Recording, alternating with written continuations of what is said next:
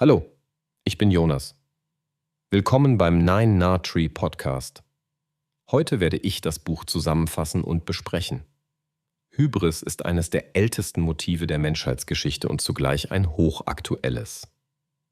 In Hybris, die Reise der Menschheit. Zwischen Aufbruch und Scheitern richtet Professor Dr. Johannes Krause den Blick auf jene eigentümliche Mischung aus kühner Neugier und gefährlicher Selbstüberschätzung, die unsere Entwicklung seit den ersten Werkzeugen bis in die Ära der Gentechnik, der künstlichen Intelligenz und der globalen Vernetzung geprägt hat.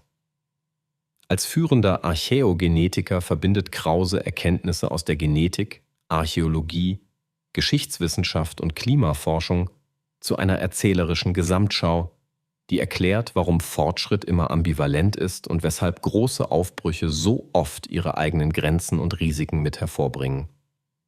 Das Buch führt durch Kontinente und Jahrtausende, zeigt die Abhängigkeiten zwischen Umwelt, Krankheit, Migration, Technik und sozialer Ordnung und macht deutlich, wie eng Erfolg und Scheitern verflochten sind.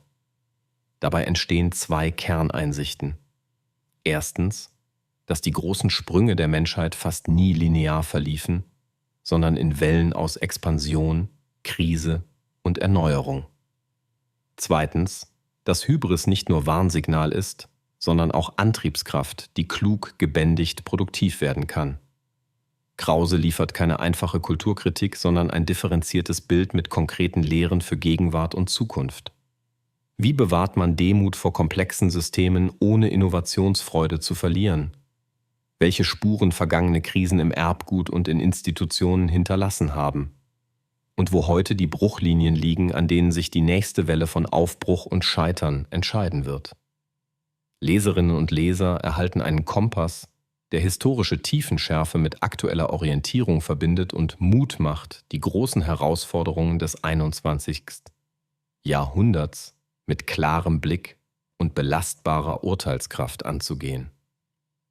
Ich werde Ihnen die wichtigsten Erkenntnisse aus diesem Buch mitteilen. Erstens. Hybris als Triebkraft und Risikofaktor menschlicher Entwicklung. Hybris bezeichnet nicht nur Übermut, sondern eine strukturelle Überschätzung eigener Möglichkeiten in komplexen Umwelten. Dieses Motiv zieht sich durch die Menschheitsgeschichte und erklärt, warum Fortschritt und Verwundbarkeit Hand in Hand gehen. Krause zeichnet nach, wie frühe Erfolgsrezepte stets neue Verwundbarkeiten schufen. Der Schritt zur Sesshaftigkeit ermöglichte Vorratshaltung, Arbeitsteilung und kulturelle Blüte, öffnete aber zugleich die Tür für Ernährungsmonotonie, Nährstoffmangel, Tierkrankheiten in menschlichen Siedlungen und soziale Hierarchien. Städte brachten Handel, Recht und Kunst hervor. Doch sie schufen Dichte, Abhängigkeit von Versorgungsketten und ideale Bedingungen für Epidemien. Im Kern wirkt Hybris wie ein Verstärker. Je größer die Reichweite menschlichen Handelns, desto größer die potenziellen Nebenfolgen. Die Industrialisierung hob Millionen aus Armut, führte aber zu Luftverschmutzung, Kinderarbeit, imperialen Ressourcenketten und später zur Klimakrise. Der atomare Durchbruch beendete einen Weltkrieg, etablierte jedoch ein Zeitalter existenzieller Risiken. Die digitale Vernetzung beschleunigt Wissen- und Innovationszyklen, erzeugt aber auch Desinformation, Überwachung und extreme gegenseitige Abhängigkeit kritischer Infrastrukturen. Krause betont, dass Hybris nicht moralische Verfehlung Einzelner ist, sondern eine systemische Versuchung in Phasen schnellen Fortschritts. Psychologisch wirken kognitive Verzerrungen wie Gegenwartspräferenz, Erfolgsbias und Erzählmuster, die Komplexität glätten. Institutionell erzeugen. Wettbewerb, kurzfristige Anreize und Prestigelogiken, die ausgerechnet jene warnenden Stimmen marginalisieren, die Langzeitfolgen betonen. So entstehen Fortschrittsregime, die das Tempo maximieren und die möglichen Folgekosten externalisieren. Gleichzeitig ist Hybris eine Quelle des Mutes, Unbekanntes zu erkunden. Ohne den Griff nach dem vermeintlich Unmöglichen gäbe es keine Meere, die überquert, keine Krankheiten, die gebändigt, keine Datenwelten, die erschlossen wurden. Krause plädiert daher nicht für Verzicht auf ambitionierte Ziele, sondern für eine Einhegung der Hybris durch Demut vor Daten. Diversität der Perspektiven und Redundanz in Systemen. Demut heißt, Irrtumsfreundlichkeit zu akzeptieren, Frühwarnsignale ernst zu nehmen und Rückfallebenen zu schaffen. Das Leitmotiv lautet Balance. Fortschritt bleibt notwendig, aber er braucht Leitplanken. Dazu gehören transparente Risikokalkulation, die Einbeziehung historischer Erfahrung, das Prüfen von Planetengrenzen und institutionelle Mechanismen, die schleichende Risiken sichtbar machen. Hybris wird so vom blinden Antrieb zur gezielten Energie, die Bahnen findet, in denen sie Wert schafft, ohne dass ihre Schattenseiten das Erreichte zerstören. Zweitens. Klima, Umwelt und Zyklen von Aufstieg und Zerfall. Zivilisationen sind keine in sich geschlossenen Welten, sondern offene Systeme, die in Klimaregime, Ressourcenflüsse und ökologische Netze eingebettet sind. Krause zeigt, wie Großwetterlagen und Umweltveränderungen Aufstiege ermöglichten und zugleich latente Bruchlinien schufen. Wärmere, stabile Phasen förderten landwirtschaftliche Produktivität und Bevölkerungswachstum, führten aber auch zu Monokulturen, Bodenerosion und Abhängigkeit von wenigen Ernten. Längere Dürreperioden oder abrupte Temperaturstürze konnten dann Dominoeffekte auslösen, die den Handlungsspielraum politischer Systeme rasch einschränkten. Historische Fallbeispiele illustrieren das Muster. In Mesopotamien steigerten Bewässerungssysteme die Erträge, jedoch führte Versalzung über Generationen zu Ertragsrückgang und politischer Instabilität. In Mesoamerika trugen wiederkehrende Dürren zu Spannungen bei, die in Kombination mit sozialen und politischen Faktoren Erosion der Ordnung beförderten. In der Spätantike trafen klimatische Anomalien auf Seuchen und Grenzdruck und schwächten komplexe Strukturen. Krause betont, dass Umwelt nie der einzige Faktor ist, aber sie ist oft der Taktgeber, der Belastungsspitzen setzt, auf die Gesellschaften mit Elastizität oder Brüchigkeit reagieren. Daraus leitet sich eine Lehre für die Gegenwart ab. Das menschengemachte Klimasystem verändert die Varianz und Häufigkeit extremer Ereignisse. Hitzewellen, Starkniederschläge, Ernteverluste und Wasserstress treten regional verdichtet auf und testen die Resilienz unserer Infrastrukturen. Lange, lineare Planungszyklen stoßen auf nichtlineare Ereignisdynamiken. Krause argumentiert für Resilienzstrategien, die Diversität in Anbau, Energie- und Lieferketten fördern, naturnahe Lösungen wie Renaturierung und Schwammstadtprinzipien stärken und Redundanz als Tugend rehabilitieren. Wissenschaftlich verknüpft er archäologische Spuren, Paläoklimadaten und genetische Signaturen. Im Erbgut lassen sich Anpassungen erkennen, die auf vergangene Umweltbelastungen verweisen. Kombinationen solcher Daten zeigen, dass Gesellschaften, die Puffer aufgebaut, Wissen dezentral verteilt und soziale Sicherungen gestärkt hatten, Krisen eher in Innovationen verwandeln konnten. Eine weitere Konsequenz betrifft Zeitmaßstäbe. Umweltfolgen kumulieren langsam und überschreiten dann Kipppunkte. Politiken müssen daher Vorsorge belohnen, auch wenn kurzfristig Mehrkosten entstehen. Krause plädiert für Stresstests für Regionen und Sektoren, die neben Effizienz auch Fehlertoleranz bewerten. Dazu gehören Notfallpläne, modulare Netze, Wasser- und Bodenpflege, Kreislaufwirtschaft und frühzeitige Anpassungen in Bau und Planung. Der rote Faden bleibt. Wer die ökologischen Grundlagen als verhandelbar betrachtet, riskiert, dass aus kleinen Schocks systemische Krisen werden. Wer hingegen die Umwelt als Partner und Begrenzung akzeptiert, kann Stabilität gewinnen und Spielräume für geregelten Aufbruch schaffen. Drittens. Krankheit, Gene und die prägende Kraft von Pandemien. Krause ist Archäogenetiker und zeigt mit besonderer Präzision, wie Krankheitserreger, Immunität und gesellschaftliche Strukturen sich gegenseitig formen. Pandemien sind nicht nur temporäre Schocks, sie hinterlassen Spuren im Genpool, verändern Lebensweisen und beeinflussen politische Ordnungen. Der Übergang zu dichten Siedlungen, die Domestikation von Tieren und später globale Handelsnetze schufen ideale Brücken für Zoonosen. Pathogene reisen mit Waren, Armeen und Pilgern. Sie testen Hygiene, Gesundheitswesen und das Vertrauen in Institutionen. Anhand alter DNA lässt sich nachvollziehen, wann bestimmte Erreger auftauchten, wie sie sich verbreiteten und welche genetischen Varianten beim Menschen selektiert wurden. Immunrelevante Genvarianten, die in einer Epoche Vorteile boten, können in einer anderen Risiken erhöhen, etwa für Autoimmunerkrankungen. So schreiben vergangene Epidemien stille Kapitel in unsere Biologie, die bis heute klinische Relevanz entfalten. Gesellschaftlich wirken Pandemien als Beschleuniger und Brennglas. Sie legen verdeckte Schwächen offen, etwa mangelhafte Grundversorgung, überlastete Infrastrukturen oder Informationsdefizite. Gleichzeitig katalysieren sie Innovationen. Abwasserüberwachung, Impfkampagnen, internationale Datenkooperationen und neue Therapieplattformen entstehen oft aus Krisendruck. Krause betont die Bedeutung von One Health, also der vernetzten Betrachtung von Mensch, Tier und Umwelt, um Ausbrüche früh zu erkennen und Übertragungswege zu unterbrechen. Die historische Perspektive relativiert Alarmismus und Naivität gleichermaßen. Weder ist Krankheit eine Ausnahme, die man wegmodernisieren kann, noch ist sie ein unabwendbares Schicksal.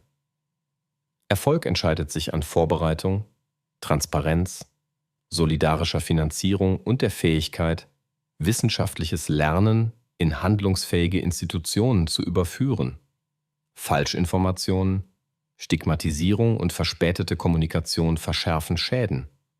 Offene Daten, klare Verantwortlichkeiten und soziale Absicherung dämpfen sie. Krause zeigt zudem, wie globale Vernetzung zweischneidig ist. Reise und Handel verbreiten Erreger, doch sie ermöglichen auch rekordverdächtige Zusammenarbeit bei Sequenzierung, Impfstoffentwicklung und Logistik. Resilienz entsteht, wenn lokale Fähigkeiten aufgebaut und mit globalen Wissensnetzen verbunden werden. Frühwarnsysteme, Laborkapazitäten, Lieferketten für Schutzmittel und eine Kultur der Preparedness sind keine Luxusprojekte, sondern Bestandteile moderner Daseinsvorsorge. Die Lehre lautet, dass Gesundheitspolitik als Sicherheits- und Innovationspolitik gedacht werden muss. Wer in Surveillance, Prävention und Bildung investiert, reduziert nicht nur Risiken, sondern schafft Plattformen, die im Alltag Nutzen stiften. Aus der langen Perspektive wird deutlich, dass Pandemien Wendepunkte markieren, an denen sich Hybris in Lernfähigkeit verwandeln kann, wenn Demut und Institutionenstärke zusammenfinden. 4. Migration, Vernetzung und die kreative Kraft des Austauschs. Die Reise der Menschheit ist wörtlich zu nehmen. Migration und Austausch sind Grundbedingungen unserer Entwicklung. Krause verbindet genetische Spuren mit archäologischen Funden, um zu zeigen, wie Wanderungen Populationen mischten, Wissen verbreiteten und neue Technologien entstehen ließen. Kerngedanke ist, dass kulturelle und biologische Diversität Innovation begünstigt, während Abschottung oft zu Stagnation führt. Schon in der Vorgeschichte bildeten Handelswege Netze, über die nicht nur Obsidian, Metalle oder Gewürze, sondern auch Ideen und Praktiken zirkulierten. Ackerbau, Schrift, Seefahrt, Mathematik und Medizin verbreiteten sich in Wellen und wurden lokal weiterentwickelt. Genetisch zeigen sich diese Prozesse in Mischsignalen, die dokumentieren, wie Gruppen sich begegneten, vermischten oder aneinander vorbeilebten. Solche Befunde widersprechen einfachen Abstammungsnarrativen und zeichnen ein Bild der Menschheit als permanentes Projekt des Miteinanders. Migration erzeugt Spannungen, wenn Ressourcen knapp sind oder politische Institutionen überfordert werden. Krause betont jedoch, dass Konflikte nicht zwangsläufig sind, sondern oft aus ungleichen Chancen, fehlender Integration und politischer Instrumentalisierung erwachsen. Historisch prosperierten Regionen, die Brücken bauten, Sprachen und Kompetenzen förderten und Regelwerke schufen, die Zugehörigkeit ermöglichen. Universitäten, Häfen und Handelsstädte fungierten als Drehscheiben, an denen aus Vielfalt Neues entstand. Eine wichtige Einsicht betrifft Pfadabhängigkeiten. Frühe Entscheidungen über Inklusion, Eigentumsrechte, Bildung und Mobilität prägen, ob Austausch produktiv wird. Wer kulturelle Übersetzungsleistungen unterstützt, Missverständnisse adressiert und Netzwerke knüpft, senkt Transaktionskosten zwischen Gruppen. Daraus entstehen Spillover-Effekte, die sich in Patenten, Gründungen, Kunst und Wissenschaft zeigen. In der Gegenwart wirken digitale Plattformen als Beschleuniger globaler Kollaboration. Talent zirkuliert, Ideen diffundieren in Tagen statt in Generationen. Zugleich entstehen neue Abhängigkeiten, etwa von Dateninfrastrukturen oder geopolitischen Schnittstellen. Krause plädiert dafür, Migration als Investition in Zukunft zu begreifen, mit klaren Pfaden zu Bildung, Anerkennung, Unternehmertum und gesellschaftlicher Teilhabe. Die genetische Perspektive liefert einen zusätzlichen Grundton der Demut. Sie zeigt, wie sehr vermeintliche Identitäten bereits Ergebnisse langer Vermischungen sind. Diese Erkenntnis kann Polarisierung entschärfen und den Blick auf gemeinsame Herausforderungen lenken. Migration ist damit nicht Krise, sondern eine konstante Quelle von Erneuerung, die kluge Regeln und belastbare Institutionen braucht, um ihr Potenzial zu entfalten. Schließlich Technologie, Macht und Verantwortung im 21. Jahrhundert. Die Gegenwart markiert eine Verdichtung von Technologien mit systemischer Wirkung. Künstliche Intelligenz, Genomeditierung, synthetische Biologie, erneuerbare Energiesysteme und Geoengineering verschieben Möglichkeitsräume. Krause rahmt diese Entwicklungen mit der Frage, wie Gesellschaften die produktive Seite von Hybris nutzen und zugleich die Risiken beherrschen. Technologie schafft Hebelwirkungen. Kleine Gruppen können mit digitalen Werkzeugen enorme Reichweiten erzielen, positive wie negative. Datenkonzentration bringt Effizienz, droht aber Machtasymmetrien zu verfestigen. Genomeditierung verheißt Heilung, wirft aber Fragen nach Gerechtigkeit, Nebenfolgen und Governance auf. Energie- und Materialströme werden durch Elektrifizierung und Kreislaufwirtschaft neu geordnet, was geopolitische Verschiebungen mit sich bringt. Krause argumentiert für ein dreifaches Verantwortungsprinzip. Erstens, Vorausschau durch robuste Szenarien und Stresstests, die nicht nur Durchschnittswerte, sondern Extremrisiken berücksichtigen. Zweitens, Verankerung durch Institutionen, die Transparenz, Auditierbarkeit und Haftung sicherstellen, von KI-Erklärbarkeit über Biosicherheitsstandards bis zu Lieferketten-Sorgfalt. Drittens, Verteilung durch faire Zugänge, damit Innovation nicht Ungleichheiten verschärft, sondern Teilhabe ausweitet. Historische Erfahrung lehrt, dass Technologie ohne Normen häufig zu Desinformation, Rüstungsspiralen oder Externalitäten führt. Umgekehrt können Standards, Haftungsregime und offene Protokolle Märkte schaffen, die Sicherheit und Innovation verbinden. Offene Wissenschaft, internationale Kooperation und Wettbewerbe um sichere Exzellenz sind Bausteine eines produktiven Pfads. Zentral ist die Kulturfrage. Gesellschaften brauchen eine Ethik des Nichtwissens, die Irrtümer erlaubt, ohne Verantwortung zu verwässern. Sie brauchen Lernschleifen, in denen Zwischenfälle systematisch ausgewertet und Verbesserungen schnell implementiert werden. Fehlerfreundlichkeit heißt nicht Sorglosigkeit, sondern konsequentes Lernen. Schließlich setzt Krause auf plurale Perspektiven. Divers zusammengesetzte Teams erkennen blinde Flecken früher und entwerfen inklusivere Lösungen. Öffentliche Beteiligung bei Grundsatzfragen erhöht Legitimität und Qualität von Entscheidungen. Das Ziel ist kein technikskeptischer Stillstand, sondern eine Kultur des vorsichtigen Vorwärts, in der Hybris gezügelt und Neugier kanalisiert wird. So entsteht ein Fortschrittsmodell, das Stabilität, Freiheit und Nachhaltigkeit verbindet. Zusammenfassend: Hybris ist ein Buch für alle, die sich nicht mit einfachen Fortschritts- oder Untergangserzählungen zufrieden geben.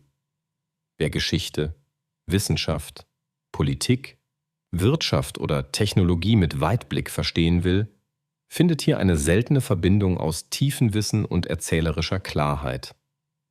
Studierende und Forschende gewinnen eine interdisziplinäre Landkarte, Führungskräfte und Unternehmerinnen erhalten Kriterien für verantwortliche Innovation, Fachleute aus Verwaltung, Gesundheit und Infrastruktur bekommen eine Praxisbrille für Resilienz und interessierte Laien entdecken, wie faszinierend und lehrreich die lange Reise der Menschheit für die Gegenwart ist.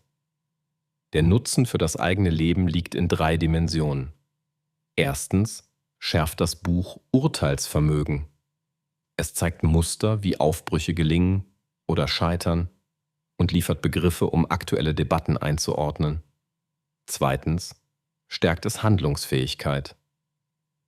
Konkrete Lehren zu Redundanz, Diversität, Vorsorge und transparenter Kommunikation lassen sich in Organisationen, Projekten und im Gemeinwesen anwenden. Drittens fördert es Haltung. Demut vor Komplexität, gepaart mit Mut zum Gestalten, ist eine Haltung, die in Beruf und Alltag trägt. Warum dieses Buch und nicht ein anderes? Weil Krause als Archäogenetiker Evidenzen zusammenführt, die selten gemeinsam betrachtet werden. Genetische Signaturen, archäologische Befunde, Klimadaten und historische Analysen ergeben eine robuste, vielschichtige Erzählung. Statt kurzfristiger Trends setzt das Buch auf tiefe Zeit und macht dadurch heutige Entscheidungen deutlicher. Es vermeidet Alarmismus und Schönfärberei gleichermaßen und lädt zu nüchterner Zuversicht ein. Im Vergleich zu reinen Technik- oder Krisenbüchern bietet Hybris einen integrativen Kompass. Es zeigt nicht nur Probleme, sondern Prinzipien gelingender Gestaltung. Es ist wissenschaftlich fundiert, sprachlich zugänglich und reich an Beispielen, ohne sich in Anekdoten zu verlieren. Wer verstehen will, wie wir verantwortungsvoll vorankommen, warum Demut keine Schwäche ist und wie aus Hybris produktive Energie werden kann, sollte dieses Buch lesen. Es ist eine Investition in Orientierung, die sich in besseren Entscheidungen und resilienteren Systemen auszahlt. Wenn Sie unterstützen möchten, Professor Dr. Johannes Krause, können Sie das Buch über den Amazon-Link kaufen, den ich in der Podcast-Beschreibung angegeben habe. Lassen Sie mich nach dem Lesen des Buches wissen, was Sie davon halten und teilen Sie Ihre Gedanken mit. Bis bald.